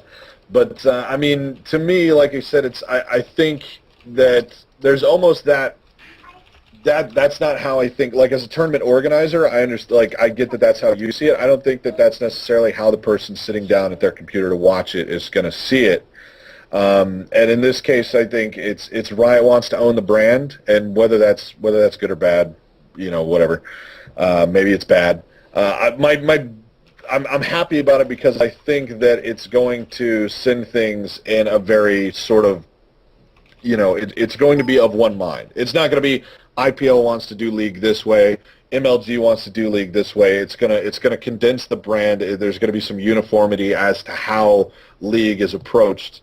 Not that there's like a lot of difference really between the two, but like IPL I think runs a better live show than MLG does. They've got downtime filler that's top quality. The multiple streams are fantastic. They work smoothly. So I mean, hopefully it's more IPL, less MLG, especially after last weekend. But that's kind of a one-off. Really. Well, to be honest, the last IPL was horrendous. Yeah, it was pretty bad. But it was horrendous, but it wasn't horrendous because of the things that he just talked about, though. Right, yeah. true. I mean, like IPL 4, I mean, that was, it was a thing of beauty, Yeah, IPL 4 was run really well. So. Yeah, I mean, and that's more of the metric upon which I'm laying. Like, I really do think Face Off was a huge speed bump, but it was a speed bump nonetheless. And that's my one concern. Like, is it going to be that Riot approves IPL to run circuit events so that they don't lose their brand? Because that just doesn't make sense, right? Like, why would you want to be on the outs with IGN? And David Team, what a nice guy. Why would you want to be on the outs with him, ever? And if they want to hire me, that's, IPL, I'm here. I thought you weren't going to be affiliated with an organization. Not if they give me full-time pay, then we can talk. All right, let's start some Q&A so we can get some in. All right, guys, if you want to call in for Q&A, add me on Skype. My Skype ID is ChanmanV, and I'll pull you into the call. All right, we got Jacob Loose first. Oh, my God, the windows are all messed up. Okay, I'm going to fix them. Oh, you broke it. Jacob broke it, no. No, Mark broke it for not showing up. Blasted Mark. Yeah, you ruined everything. Jacob, you there? Yes, I'm here. Hey, what's up? Not much. So the question I have is, how do you think that esports will hit that salary/livable level? Like, will companies have to push onto that, or are gamers going to have to, work real hard to show that they deserve that? I'll hit it real quick, sure. And then everybody else can go since I'm the most important. No, but I know Riot they've mentioned it, so I don't think it's a secret right now. But Riot is I don't know how it works or how much or whatever, but I know they're going to be subsidizing at the very least. I don't have the specifics on it, but they're going to be working on it, and so that's one of those reasons that I like the way Season 3 is headed for Riot, because they're going to be providing player support, I think is what they've said. I don't know the specifics of it, but they want to make sure that people can just focus on the game. As for other esports, I don't see other companies diving in quite as deep as Riot, because this could really, I mean, in realistic terms, be the ruination of Riot. But I think it is going to be that. I think it's going to need to be we get big enough sponsors, or at least the sponsors that we have, especially Alienwares and those sorts, the Alienwares of the world. If we can start getting those people tied on for real amounts of money, I mean, amounts of money that sort of start to rival their advertising budgets, like half of their, budget that they're doing for print ads or something. You could pay for a couple of teams to exist. I think it's going to take us getting that kind of money coming in, because these organizations, a lot of it are men who are relatively well-to-do, paying out of pocket for things they can't necessarily afford. And of course, there's no stability in that. So yeah, I think you're probably right there. It's going to need to be companies, more or less. Right. I think it'll come in 3 different ways, depending on the games. There'll be the developer sponsors, which I really don't see anywhere but Riot. If Riot is the only company that has a big enough esports right now where they could benefit from sponsoring teams, like from a salary to teams. There may be Dota 2 in the future, something like that, but no other scene has grown to the point where that makes any sense to a developer. The second way will be different kinds of sponsors. The first time we see the League of Legends Amazon team or the League of Legends Best Buy group play, I mean, that's where we're pulling in the kind of sponsors who put the kind of money down that, organizations could pay their players a living salary. But I don't think we can do it just by continuing the cycle of the current gaming sponsors. They're great, and I love the companies we work with, but there aren't enough of them with a big enough advertising budget to create that kind of a scene. And then the third will become the players branding and working on themselves. So players monetizing their YouTubes, monetizing streams, things like that. That's another big way we could see the esports scene become a livable wage. Because we see right now people like Colby Cheese is not a pro, but he creates content, and he's able to live off of that content. If pros did that as well, kind of the other things like training players or having an informative or just a fun-to-watch stream, that can supplement prize money and create a living wage. I just don't think that'll ever grow to be more than the top couple of teams. Like, we'll never see 30 teams that all make a living off of YouTube and streaming. There's just not enough viewers. I wouldn't say never, but I would definitely say not in the near Well, future. it's not about viewers at that point. I mean, we're talking about stuff like coaching and stuff. It's about players, right? And, I mean, the League of Legends, as great as it is right now, the user base will shrink. I mean, that's just the natural trend. I mean, when the new game, some new giant game, whether it's Dota 2 or just whatever game that we don't even know about yet, comes out, League of Legends, the usership will path, it will just go down, just like StarCraft 2 did in a way. Probably slower, than the StarCraft 2 dissension, but that's just the nature of this industry, right? But all right, Jacob, thanks for your question. Let's get Thomas Playford. Oh, actually, I was supposed to get James next. Oh, well. Oh, you just, come on, man. You're skipping. That's all right. We're going to get to him. So, Thomas, Jesus. what's up? G'day. Didn't actually want to ask a question, just was going to ask... Sure. G'day. Down Okay. here in Aussie lands. All right. It's good Thanks, to, Thomas. It's good to have you, yeah. Yeah. But you guys need to get your esports scene developed so that the poor guys down there in Australia and New Zealand will have something to do. You mean so that you can go That's visit what I was Australia? that's what I was actually saying before. I mean, Oh. as far as gaming down here, Yep. what do you think the development's going to be? Because there's only really one touring like esports or computer related thing down under, and for Australian gamers, it's actually hard to get leverage into your team, into the international teams, unless you actually go to America and or you're ranked in the first percentile of ladders or whatever. Well, Yeah, can I comment real quick on that? Oh, yeah, go ahead, John.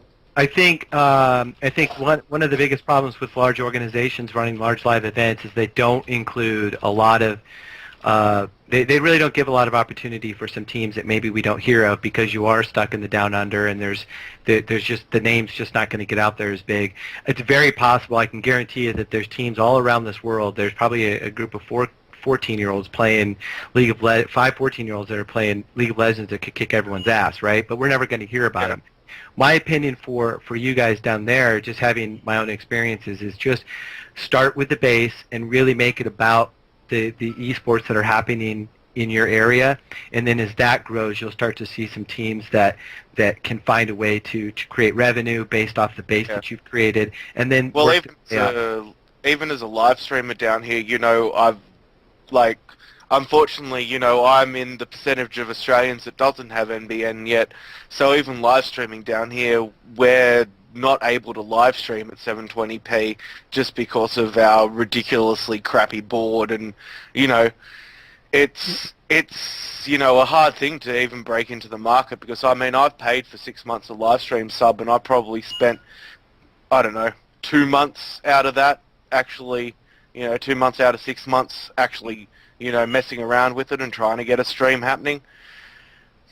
Okay. Yeah, Well, and that's a big part of the problem. That's for sure. yeah. All right, Thomas, we got... sorry. I just want to throw one quick thing in.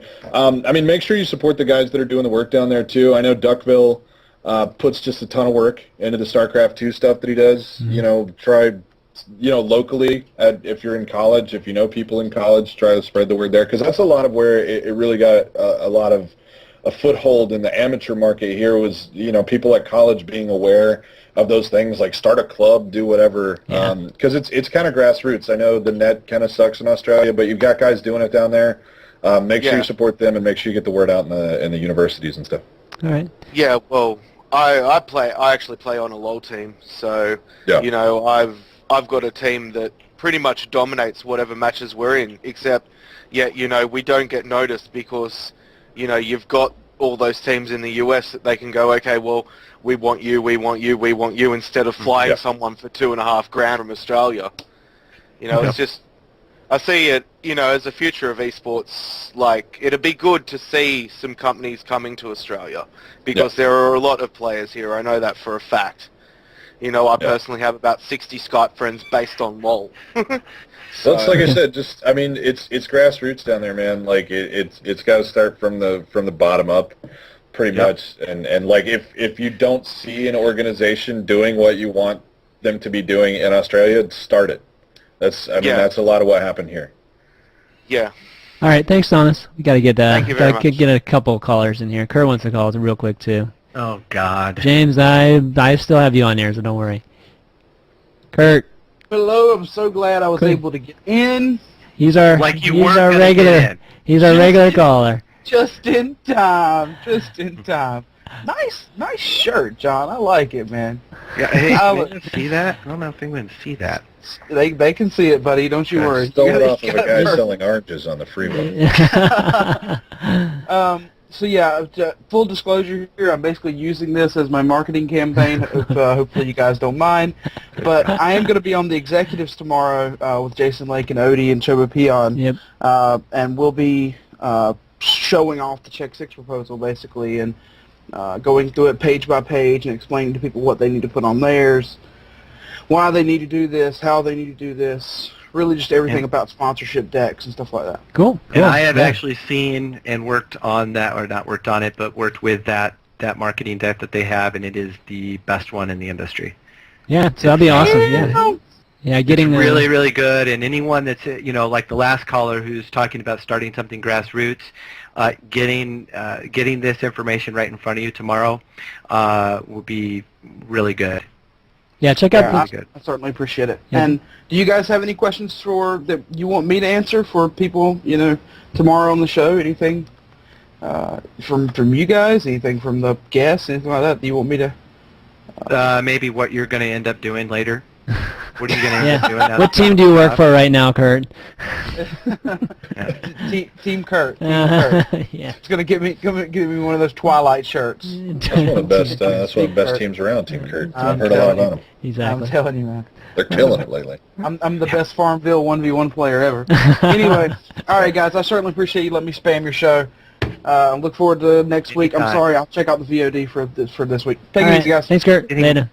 Yeah, those of you who never watched the show. Wait, that guy's from Farmville, North Carolina? Dude, I grew up in Jamesville, North Carolina. We had a lot to talk about, and you fucking hung up on him. Oh, he'll be back. Don't worry about it. Oh, man. We're going to talk about some stuff. Kurt's our regular.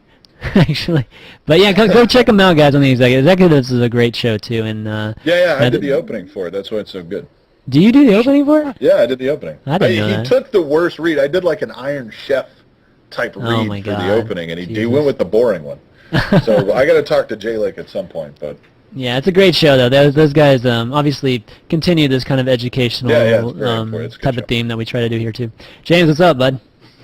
Yeah, hi guys. Thanks, Chanman, for having me on. Yep, no problem. I basically wanted to throw a question to the panel out there about sort of how to build an emerging game as an esport. I'm quite involved in the Tribes Ascend community, mostly from a casting perspective. We've had some really great growth recently. With some tournaments we've had NESL, and we've currently got CSN running as a tournament at the moment, which I'm sure John obviously knows all about. And I just wanted to get your opinion on what we can do to grow Tribes as an esport, because at the moment it is, on the grand scheme of things, pretty small. What can we do as a community, and maybe what can the developers do to really push up Tribes as an esport and as a mainstream title? That's a really interesting question because it's something that I just discussed the other day. Does anyone mind if I touch on this real quick? Yeah, go And it's ahead. got to Go be for it. quick because Yeah, this is gonna be the last question anyway, so go for it. That's a really good question because I actually thought about this. I thought, what would have happened if I think they did it right in a lot of ways. And the reason that this is all coming up, and this is a very good conversation, because I just sent an email to the developers of a game called Offensive Combat. And the owner, CEO, who had worked at Activision before and worked on the Call of Duty series, he was part of the beginning of it, and Quake and all this, he asked me straight up, and this was a really interesting question, it's why this developer issue is very interesting. He said, John, what would we need to do to not only have our game ready to be presented to esports, but what would we need to do to continue it and get people involved right off the bat? And I thought to myself for a second, okay, who's done that lately? And Tribes came to mind right off the bat. So they started with a $2,500 tournament, which CSN ran, which is really good for an online event. Then they did a $10,000 tournament with the national the NASL, and then they're doing another $2,500 tournament with us, right?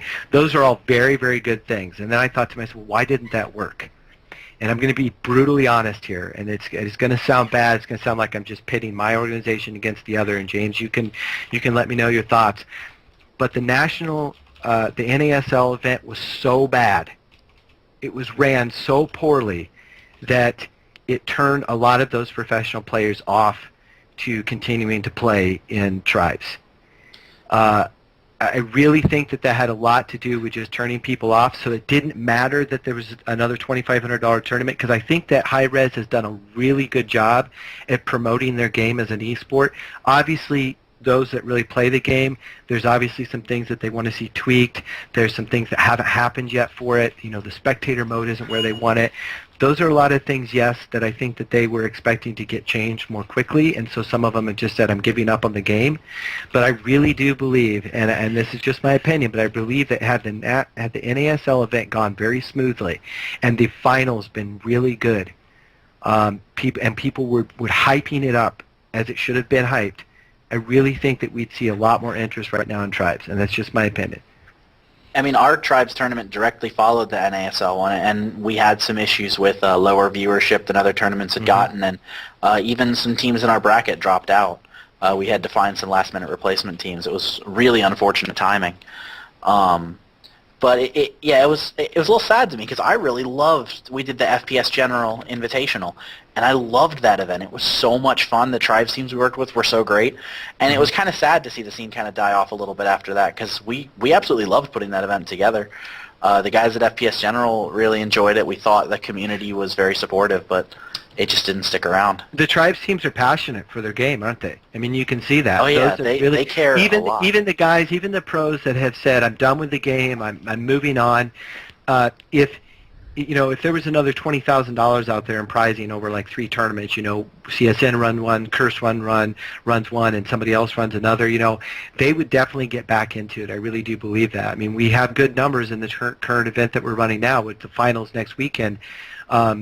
Being casted from PAX. So there are good things going on in the community, and the developers are very much interested in continuing to see it be important. They poured money in for us to run tournaments at QuakeCon. We're running this PAX event. I mean, they're very serious about doing this. I really wonder what would have happened had the NASL event gone very smoothly and been as big as it could have been. It was a $10,000 event, $10,000, mostly all online, and it just got botched really badly. And I think some of the going pros just forward, have done. like, what do you reckon we can do to just sort of take it to the next level? I think they need to continue doing what they're doing, and that's putting money into it, supporting it with either prizing or, giving out gold and continuing to be a very active member in the community. I think that's key for the developer. I also think that they need to listen to some of those that are playing the game competitively and maybe make some of the changes that they've been pushing for the last 6 months or so, as far as the game itself goes. And then I think you need to see Curse and CSN and other organizations and give NASL another chance to run more events and just maybe be a bigger part of it. I mean, for instance, I'm in a channel, my channel for my admins for the Tribes event includes Bart from High Res, includes Ben from Twitch, includes my admins. We're all trying to make the event the best that we can. So they're very, very much involved in it.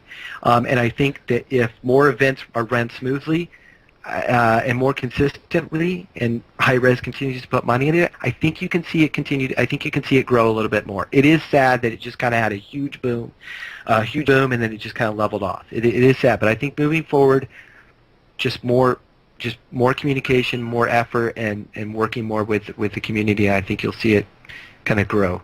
Yeah, just need you just need more consistently good game. Good events, because obviously the first impression kind of didn't. I almost see it. I mean, it's similar. Like, I agree. Everything, like, your events need to be good at a baseline. Yeah. Right.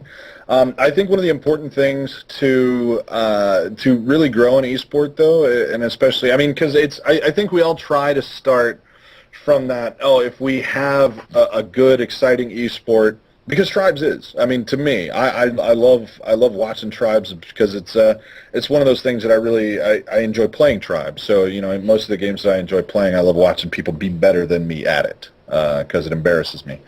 But I think we almost start from that sort of let's get a good spectator mode and let's really turn this into an esports. I think in this case, at least with Tribes, I think High Res, and I love those guys. Don't get me wrong, like Bart and Todd are great. I've met them because I did their PAX events, and it's super fun. I commentate a little bit for there, which was all play-by-play because I didn't know any of the lingo at the time. I met some of the Area 51 guys and got myself caught up because I played way back, like Star Siege Tribes, and I was like, all right, Tribes is coming back. But I think they put the cart before the horse a little bit, because I think still, to me, hands down, one of the most exciting things that really made me want to pick up Tribes Ascend was the trailer.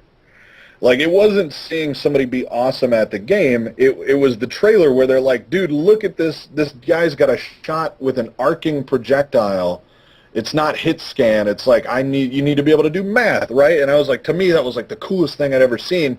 And even with my contempt for console first-person shooters, I have seen more bullshit headshot videos than I can count.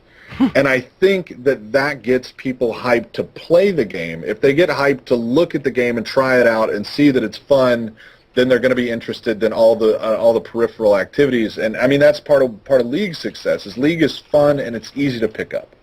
So I think I sort of feel like that'd be a good way to go with it. Like, try building the community and making people really excited about Tribes, and because especially with, I mean, the sort of bullshit that went on with the NASL. Like, everybody I know in the Tribes community was just really let down by that. I think getting community awareness up, like non-tribe player community awareness up, I think is just it's a great way to sort of pull the reins in the right direction of, okay, we've got the esports mostly in place. It needs some tweaking. The spectator stuff could work better, but if we just get things pulled over in the direction of, like, let's get it working on where people know about Tribes, because I think people just don't know about Tribes. You know what I mean? Right, like, if there was, like, awesome spin fuser videos out there that everybody was watching, then All right, we're gonna have to wrap the show up real quick, but thanks for the questions, James.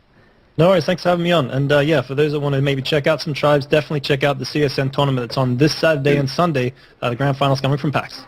All right, so John's actually got to get going, so why don't we do some shout-outs with with Wombat and Hawkeye. So why don't you start, Mike? And any shout-outs you have? All right, well, fairly obvious. Shout out to Curse. Our team is getting ready. Our team's getting ready to play at PAX. Please show up, cheer those guys on. They've been working really, really hard to get ready for PAX. We here at the offices are really proud of kind of the progress we've seen with the team. We're so excited to see him play for a shot at the finals in LA. Only other shout out would be to our stream network. Come check us out on OwnTV at owntv.com/cursetv. Awesome. Yeah. All right, Wombat, you? Shouts for me. I got to go first and foremost to TSM probably for giving me a platform that makes me, viable as a person to have on podcasts. I think that's very important. Shout-outs to all of the people I talked crap about earlier in the thing. I think it's a no-love lost situation for me. I'm never mad at anybody. But so shout-outs to all the people I talk crap about. Shout-outs to the people who like me. Thanks for having me on the show.